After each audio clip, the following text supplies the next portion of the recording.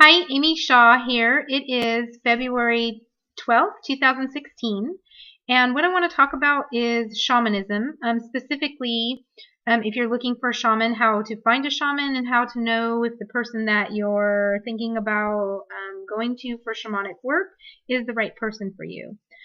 First of all, what I want to say is that shamanism itself is a construct.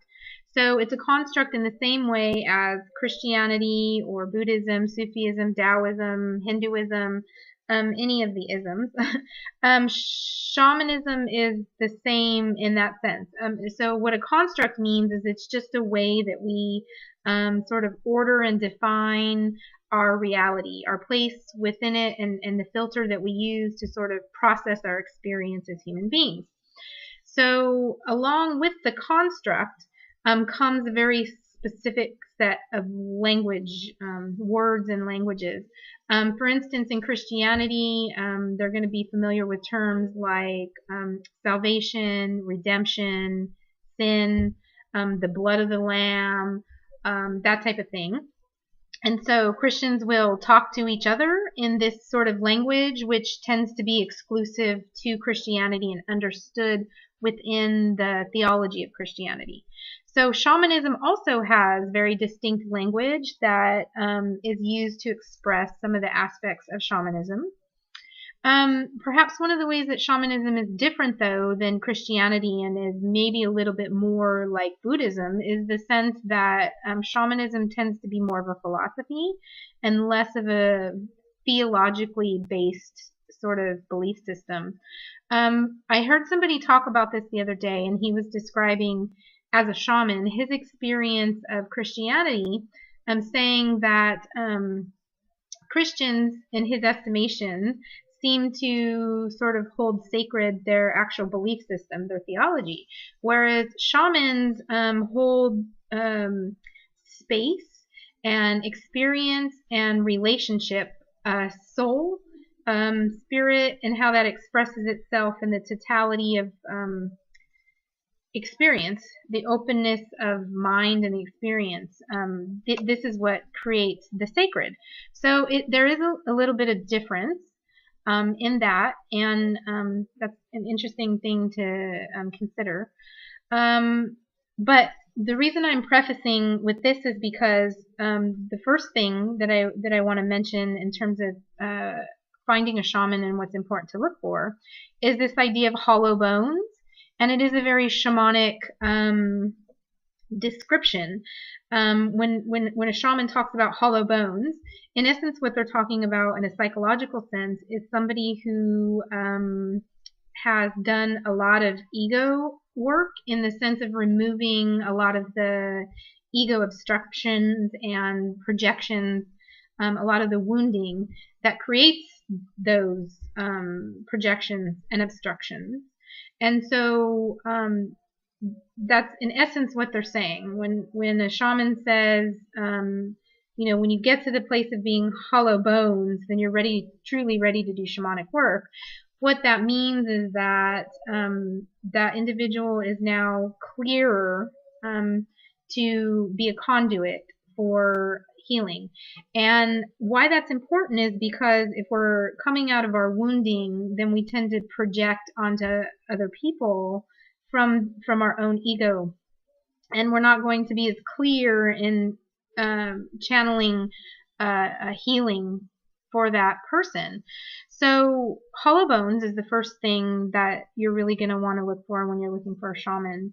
Now, it's pretty tricky here in the Western sort of market economy cultures because we're exposed to a lot of people, and we have a lot of interactions on the internet, and so our day-to-day life, we are super exposed to ego, other people with their projections and their experiences, and that's why you see, like, on the internet, there's a lot of arguing or people giving their opinions, and this is all sort of like ego projection stuff.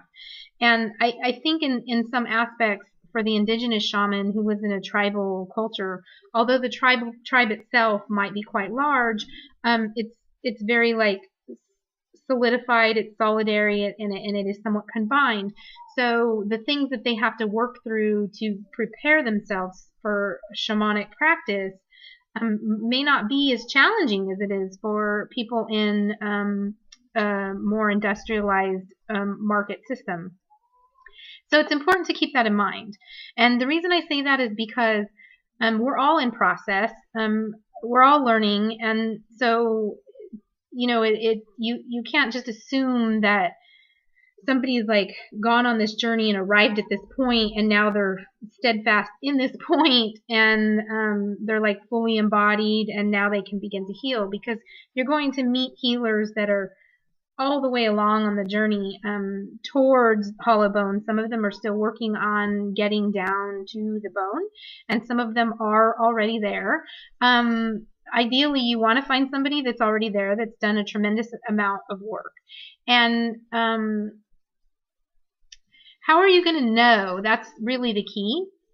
It's really difficult to actually like look at somebody's bio online or read something about them and know for sure. Really, the most important thing is to have one-on-one interaction, whether that's on the telephone, through Skype, or actually in person. But that way you can hear the words and sort of feel the body language, feel the energy in the space. That's going to be the number one thing. And I think that the thing that you're really looking for is that hollow bone lack of ego aspect. And it really does require discernment. But what I would say about that is that if you're seeking out somebody because you have a certain wounding, then you're already like predisposed to have a lot of sort of ego projection. And as you're interacting with somebody, that might actually trigger your own ego projection, because a shaman, in essence, if they truly are hollow bone, is like a perfect mirror. They're not projecting out any ego. So really what they are is a perfect mirror for what you're projecting. And so you might have like initially moments of discomfort or sort of, you're not sure about this person, but by the end of the conversation, there should be some level of sort of,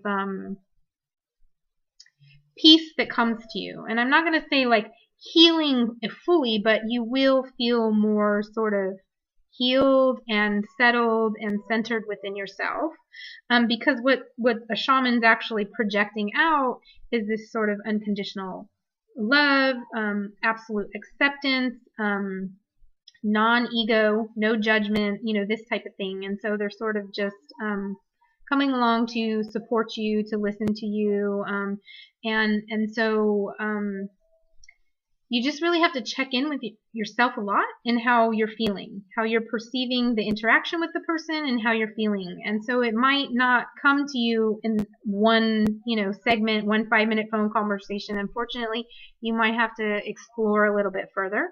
An important thing that you can do in exploring is ask questions. For me, somebody who's really in their ego is somebody that spends a lot of time, and for me, this would be a red flag. If I'm looking for a shaman on the internet, this would be a red flag. It's somebody who spends their entire bio talking about all their accomplishments, who they studied under, what's, school of thought they studied under, what their particular traditions are, and it's all about me, me, me, me, me, and they're really trying to like qualify themselves as a shaman. That tends to be a red flag for me.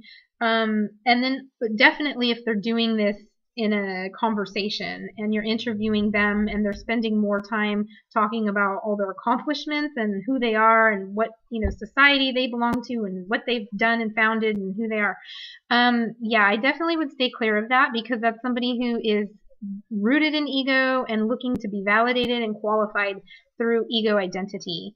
The unfortunate thing is that a lot of people who really are shamans don't advertise themselves as shamans. So it kind of like the whole system, because we live in this market economy, it sets up for the people that tend to be advertising on the internet as shamans can sometimes be the ones that I would say you would want to avoid. But it is unfortunate. It's just part of the market economy system. And I'm not trying to say that if somebody's actually gone to a school and gotten a certificate, or that they are advertising on the internet, that means automatically that they're not a shaman, or that they're not ready yet to do the work. It's just, we're in this really weird time, with more and more people being called to shamanism, with shamanism gaining traction, people being attracted to it, and but still we're in this sort of capitalist market economy, nuclear family system, and so trying to like operate within that can be a little tricky. And so yeah, it is unfortunate that a lot of times the real shamans aren't necessarily the ones that call themselves shamans. But for the people that do call themselves shamans, and you're Googling or you're looking on some sort of shamanic website that's listing practitioners, and you're wondering, how do I know? Definitely the hollow bones is important. Asking questions is important. One of the questions that you might ask is, what made you want to become a shaman? And I think from that answer, you'll be able to really glean a lot of information. Again, are they coming at it from, a very sort of like ego standpoint, or are they really, sharing their heart, their process? That'll kind of give you a clue. And you want to listen carefully. Another thing, obviously, with the loss of ego comes, this sort of unconditional love. You should definitely feel that. You should feel a healing quality about the person. Now, there is some differences, perhaps, between someone who calls themselves a shaman and someone who calls themselves a shamanic practitioner. I'm not really going to get into that because it's complicated and would be a very long video. I wouldn't personally get too hung up on that. I don't really feel like that's so important. That also is sort of an ego identity and where people feel comfortable. Yeah, I feel like a lot of shamanic practitioners are actually, they're trying to be humble and say, oh, well, I'm not really a shaman, so I'm just going to call myself a shamanic practitioner. But in reality, that's almost like a false humility, and it comes out of ego. And then you have others that are, yeah, I'm a shaman, and there again, that can also come out of ego. So you can't really discern along the title itself. You have to really tune in to the person to understand where they're coming from, and that might be another question that you ask. Are you a shaman or a shamanic practitioner?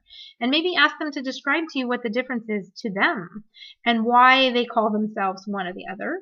That would probably be very, very revealing as well. An interesting thing about shamanism is that it does come with a very powerful presence. And when I say that, on one hand, a shaman has a great deal of humility because they've done a lot of work in removing ego and working through. But on the other hand, within that, they've also, because they've done that work, they've come to the place when they've gotten to that place of hollow bones where they're fully embodied in their power, and as a divine being that came to heal. And so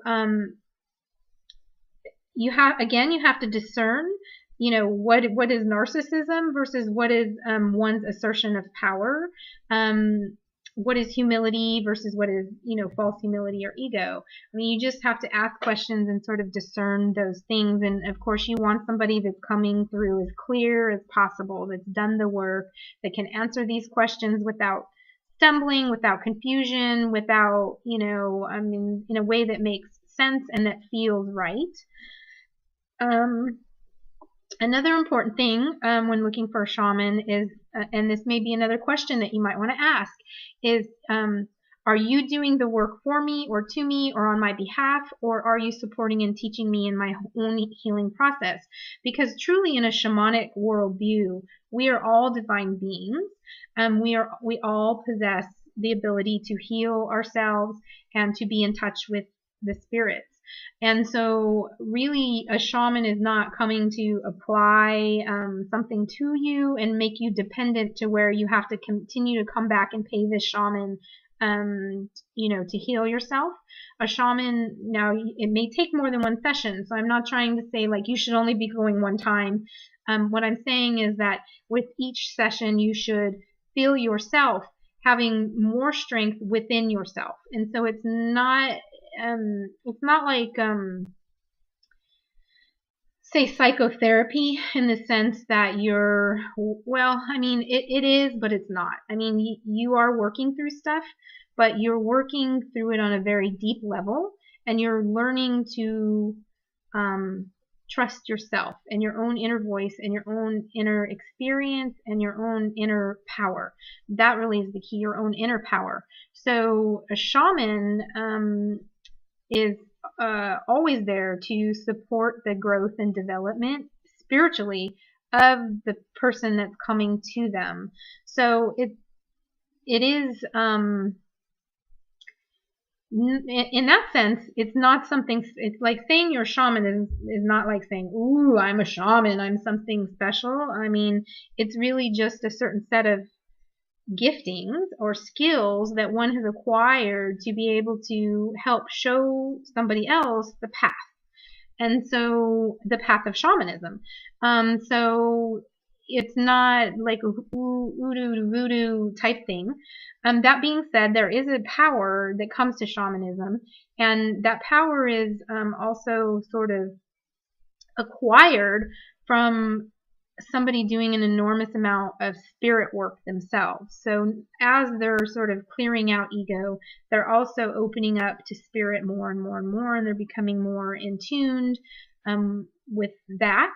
And so there is a certain power to that, and it's not, but it's not a special power in the sense that it's the same power that everyone else can actually manifest, but it takes a process. And so the shaman is going to help process that.